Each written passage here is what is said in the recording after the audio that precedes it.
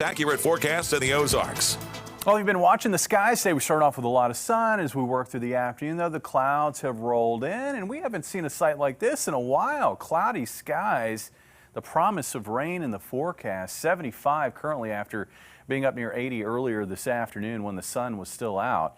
Now, looking at conditions on radar, you can see there's not a lot to be had, but we've got some light showers spreading into southwest Missouri. Now, again, most of this is not yet reaching the ground, but there could be a few sprinkles in some of those heavier showers, and some of that's going to be sliding across the south side of Springfield here over the next 10-20 minutes or so. Looking further southwest, you can see we've got more wet weather as you head back into western Texas, even some showers back across New Mexico. Here's the scene. Let me set it for you. We've got a little dip in the jet stream, but maybe more importantly, we have this pocket of upper level energy here in the southwestern U.S.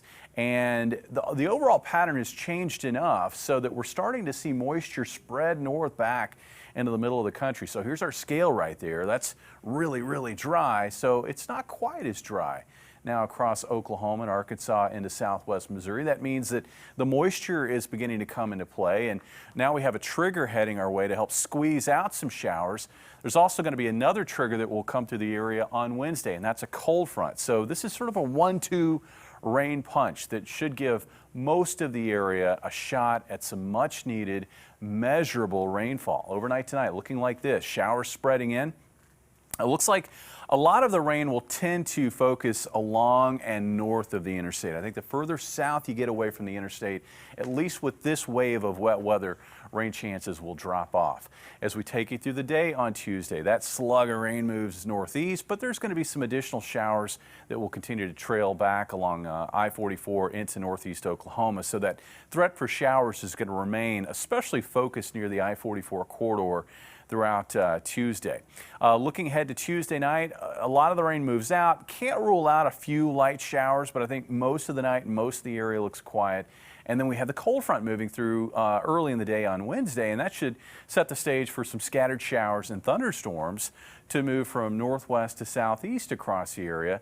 I think the heating of the afternoon will probably tend to produce the best chance for thunderstorms over our southeast counties, places like Melbourne, northeast across Alton and Oregon County. And there could even be an isolated severe weather threat with that activity. If we see anything, it looks like the mode would be some strong winds, possibly some spotty hail. This is what you want to see, though. This is the rainfall forecast. Now, a lot of times we kind of look at these things and kind of get the general idea. Don't focus so much on the exact number that you see there, but you can see that it looks like all of the area over the next couple of days will pick up some measurable rainfall. Now, some areas are going to be more favored, and I think that area that is going to be more favored, especially here over the next day, will be along and on the north side of I-44.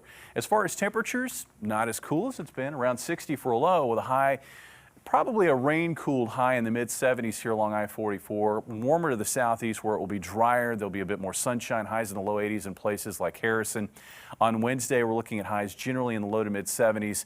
And that front, it goes through and it's going to make for a fall feel to the end of this week, but it will be brief. I do expect another quick warm-up heading into the upcoming weekend with a late summer feel by Saturday ahead of the next cold front. So sort of a roller coaster ride when it comes to temperatures. You can see Thursday, Friday looking dry. I think we'll have another shot at some much needed rainfall, probably late Saturday night, possibly into early Sunday with that weekend cold front. And behind that weekend cold front, we could be looking at our coldest batch of air so far early next week. I've seen that in the 50s. Yeah, one that could set the stage for a more widespread frost and possible light freeze across the area. It's taken us a little bit to get into that real fall, but now it looks like it might be here. Yeah. All right, thank you, Jamie. Steve?